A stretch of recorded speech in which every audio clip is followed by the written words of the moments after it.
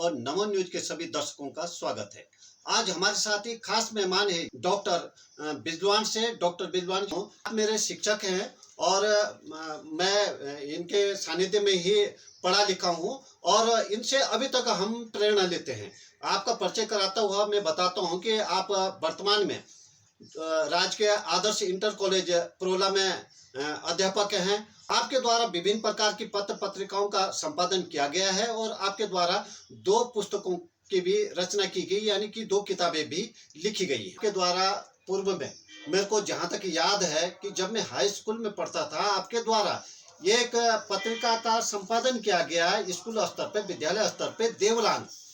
क्या प्रेरणा थी देवलांग को की संपादन करने में, या कहां से उस समय, जबकि यहाँ इतनी व्यवस्थाएं नहीं थी, आपके द्वारा उस समय देवलांग पत्रिका का संपादन किया गया? कहां से ये प्रेरणा मिली थी और क्या क्या इसमें दिक्कतें आई थी? धन्यवाद। देवलांग पत्रिका जो है ये सर्वप्रथम जो है यहाँ राजकीय इंटर कॉलेज प्रोग्राम में जो है संपादित की गई। देवलांग यहाँ पर जो है एक पर्व जो है, ये जो कि क्या इसका नाम, दिवाली में जो है होता है यहाँ पर, मंगसिर की दिवाली में। तो उस दिवाली में जो है देवलांग का जो पर्व होता है उसी से प्रेरणा लेकर के जो है देवलांग पत्रिका का जो संपादन किया गया है। देवलांग जो है वो अमावस्या की रात्रि को जो है एक पेड़ को ला करके, देवदार के पेड़ को ला करके, और उस पर जो है छिलके लगा करके, जिसको देवलांग कहा जाता है, दिव्य लांग जिसको कहा जाता है, तो उस दिव्य लांग पर जो है 5.5 साई जो थोक हैं उनके द्वारा जो है उसको उठाया जाता है, उसको प्रज्वलित किया जाता है। और प्रज्वलित करने के बाद जो है वो जब पूरा प्रज्वलित हो जाता है तो अंधकार में जो अमावस्या जो है ये उजाले में परिवर्तित हो जाती है।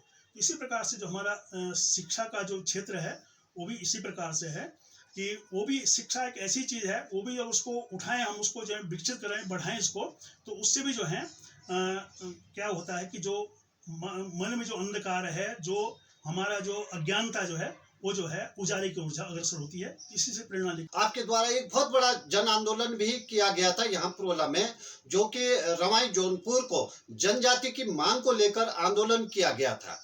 और आपके आंदोलन का परिणाम है कि उसके कई सालों बाद जनजाति का तो तोहफा तो नहीं मिला, लेकिन ओबीसी एक क्षेत्र विशेष को, क्षेत्र के नाम पे, यानी कि इसी को जाति बना के हमें ओबीसी बनाया गया, अन्य पिछड़ा वर्ग में शामिल किया गया। क्या लगता है आपको कि अगर वो उस वक्त आंदोलन और ज्यादा, या लोग पूरी तरह से आपका साथ देते, तो क्या वो जो मांग थी यहाँ के लोगों को, जनजाति की मांग थी, क्या वो सफल हो सकती थी?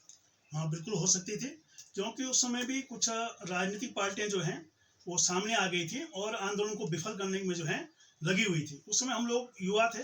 1976 में जो है सर्वप्रथम हमने जो है रवाई जौनपुर जनजाति आंदोलन समिति के नाम से जो है आंदोलन प्रारंभ किया, चक्का जाम किया। पूरे रवाई जौनपुर में जो है बसें जाम की, रास्ते जाम किए, काफ़ी मतलब जो है उग्रता इसमें आ गई थी और सरकार जो है झुकने लग गई थी। लेकिन उसी बीच में जो है कुछ अन्य राजनीतिक पार्टियां जो हैं इस बीच में आई और उन्होंने हमें आश्वासन किया कि भाई ऐसे आंदोलन करने से आपका तात्पर्य क्या है, आपको हम जो है प्रधानमंत्री से मिलाते हैं।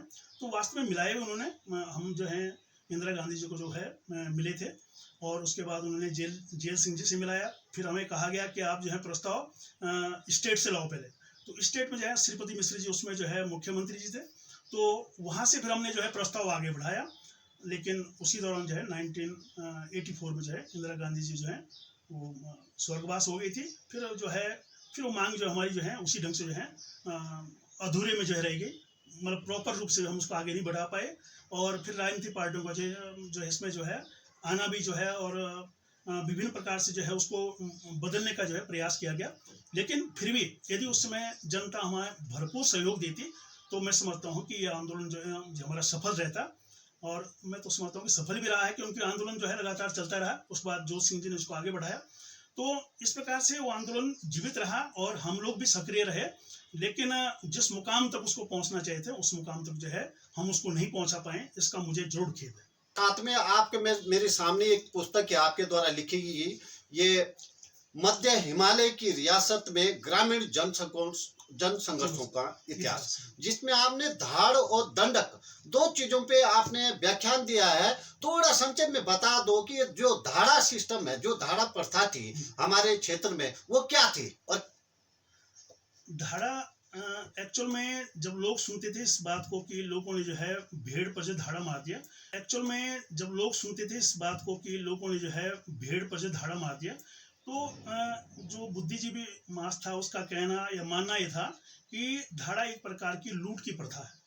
लेकिन जब हम इसके अंदर घुसे तो हमें लगा कि ये जो है मान सम्मान और प्रतिष्ठा की बात पर जो है डिपेंड था उस समय धाड़ा, क्योंकि उसमें धाड़े मुख्य रूप से जो हैं, जो धाड़े पड़े हैं उनमें मुख्य रूप से जो है एक तो चरागाह क्षेत्रों को लेकर पड़े हैं, या फिर जो है किसी वैवाहिक संबंधों को लेकर पड़े हैं, या मान सम्मान को लेकर जो है इस प्रकार से जो धाड़े पड़े हैं। तो हिमाचल प्रदेश और उत्तर प्रदेश का जो है ये फतेह पर्वत और पंचगाई क्षेत्र, और इधर जो है बडियाड़ और अडोर भड़ासू का क्षेत्र, और अन्य जो है अन्य ऐसे ही जो है धाड़े जो है वो पड़े हैं।